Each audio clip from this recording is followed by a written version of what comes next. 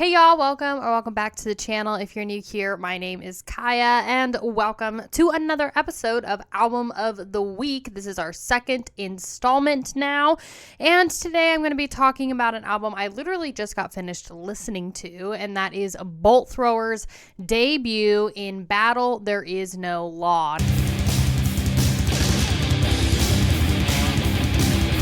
Now, I want to tell you right now, I'm currently going through a little series on my Twitch channel where we are diving through the entire discography of Bolt Thrower as well as Death. So we listened today to Scream Bloody Gore by Death, and then In Battle There Is No Law by Bolt Thrower. Now, I have the vinyl of Death's debut. I've listened to that already as a raw reaction on my Patreon, but this Bolt Thrower debut is the very first time I've ever listened to this record. It's been a really, really long time since I've listened to Bolt Thrower. I do have the orange one, Realm of Chaos, I believe.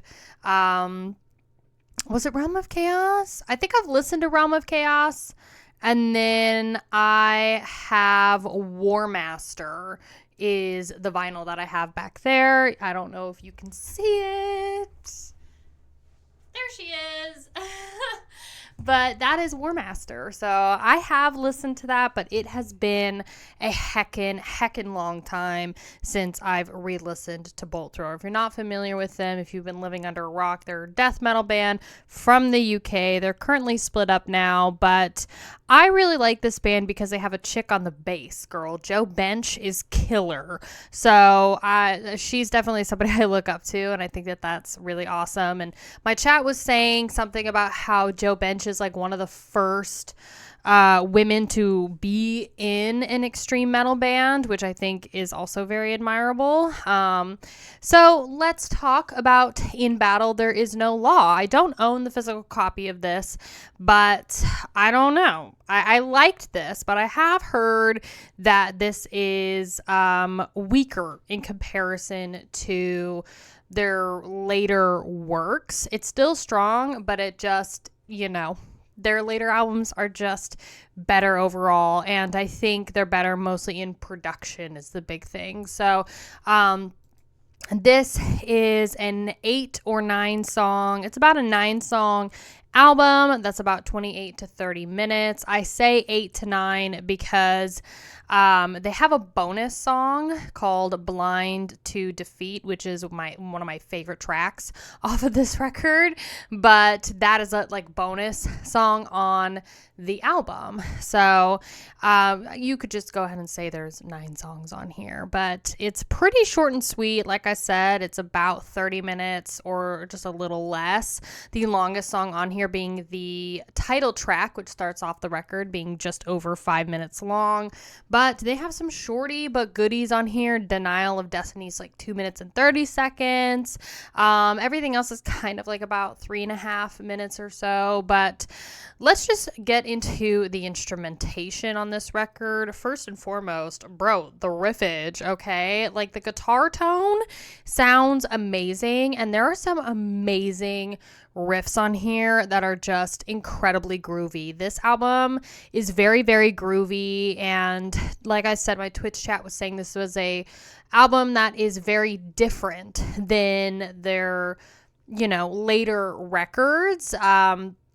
And they were saying it's kind of more death grind, which honestly, I don't get any sort of grind necessarily. The elements I was getting instrumentally for this record were definitely old school Sepultura. I was getting a little bit of Obituary in the guitar. I was kind of getting some Mortician, because they were saying death grind, and I was I can kind of hear some Mortician vibes, but it's not obviously tuned hella down like Mortician is, but there's some similarities, but I definitely think Napalm Death is a huge inspiration for this album, and it would make sense considering Scum came out, a year prior to this, and they're also I believe they're from the UK or right around that area, so it would totally make sense for Bolt Thrower to either take inspiration from that record or to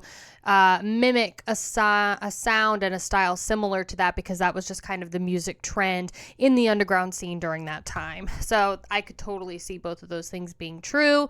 Either way, I think this record kind of has more of its roots layered in like death and thrash metal. I was also getting some Creator Pleasure to Kill vibes, but in the vocals, not necessarily the instrumentation. So there were a lot of influences here that were really working for me, honestly. As I said, the guitars were super groovy, and just it's a fun, heavy album. It definitely has that old school death metal vibe, but it's also a little more punchy. Like I said, it's got the punch like what you would expect with Scum from Napalm Death, but then also like, you know, old school Mortician. You could think like Zombie Apocalypse, you could think Chainsaw Dismemberment, something around there. It's kind of got that same punch. You could think Beneath the Remains by Sepultura, like that. I don't know, it all works for me. The drums and guitars are mixed pretty well on this, but I will say the vocals, I think, suffer a lot in terms of mastering on this album. Like, they're pretty strong for the first like 2 tracks, and then there's like 3 songs on here where you can hardly hear the vocals at all, and that would be Carl Willits on vocals, and you just can hardly hear what he's saying. It's like he's almost, he's not whispering, but it's just so low in the mix you can hardly hear what he's saying.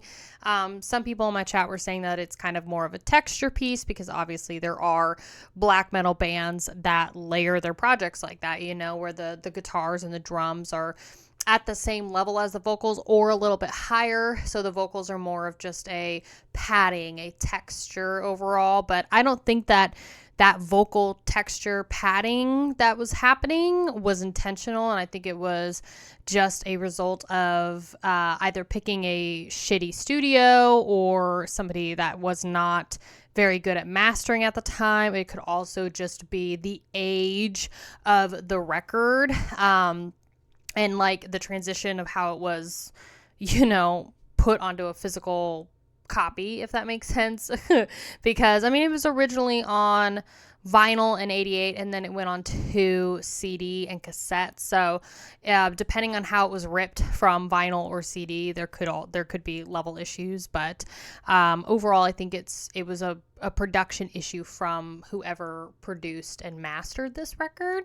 Either way, that's really the only thing that's like a complaint for me. I think that this album is a pretty damn strong debut, and I'm gonna be honest, I really don't remember too much of like what later day Bolt Thrower sounds like, so I'm interested to hear how their sound progresses from this album and how it's different, because from what I can remember from when I did a reaction to them, you know, it was all about 40K, Warhammer, that game, and it felt a little more epic and a little more of a, yeah, I mean, like literally like you're talking about this war game, right? So it felt a little more epic and had a little more, I guess, storytelling to it, and this feels like it was more rooted in old school death metal thrash. It has just a little bit of a vibe. Even the art, little bit of a different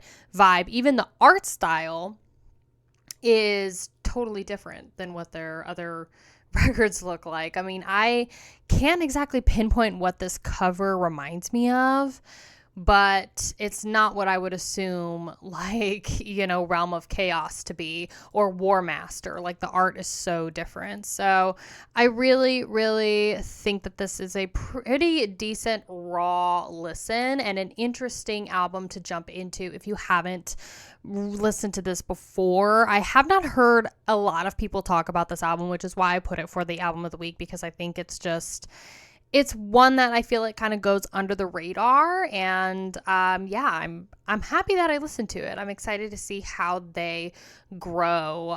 Also, Joe Bench, her bass sounds phenomenal on this record. So really, really liked it. And then also want to shout out Andrew Whale on drums, because I feel like his playing was also super, super stellar. So if you want to check out this album, In Battle There Is No Law from Bolt Thrower, it is streaming for free on YouTube.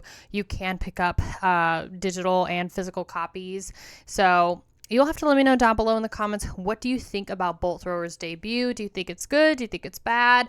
Are there records that are way better than this? And do you agree that it's like a death grind album, or do you think it's more on like death thrash roots? Like what is your thought overall? I would love to hear your thoughts in the comments. Thank you so much for watching, and I will see you in the next episode. Bye, you guys.